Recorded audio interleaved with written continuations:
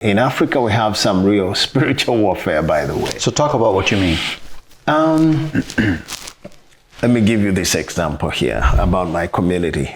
We're on the shores of Lake Victoria. And on the shores, my people believe that they are gods with small g, that they work better. So there are shrines everywhere. There were shrines everywhere. So here's a young pastor starting to do ministry there.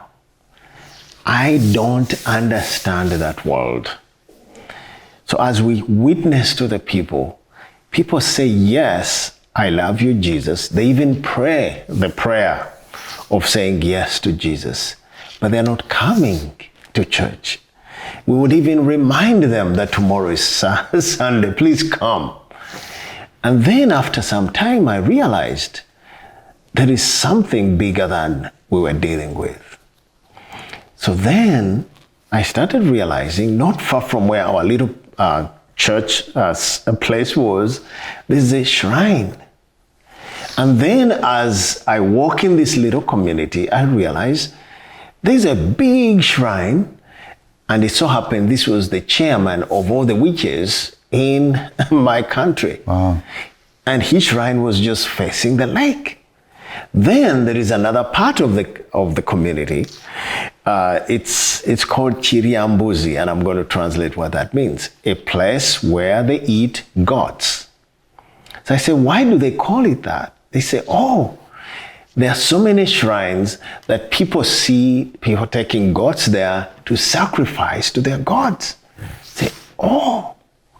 So as I and my team are trying to plant and work on this little church, we realized that many of these people are involved in witchcraft. There was a spiritual resistance to what we are trying to do. So that's when I said, okay, I think God is calling us to prayer. So we started praying. We started fasting and praying. And I started reading scripture and realized that spiritual warfare is a reality.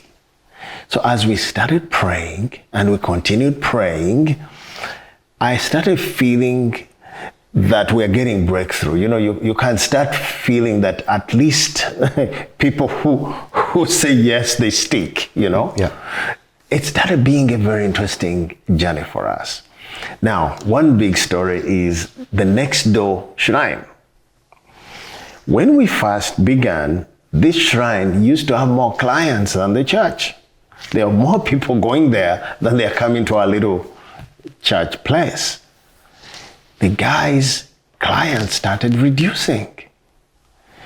They reduced so much that one time he sent me a message through the chief, tell the pastor that I want to leave this community. Can he buy my space? I said, what?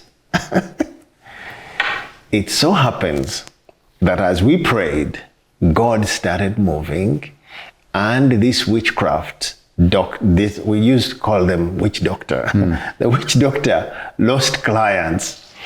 So I realized that prayer actually has a lot of power.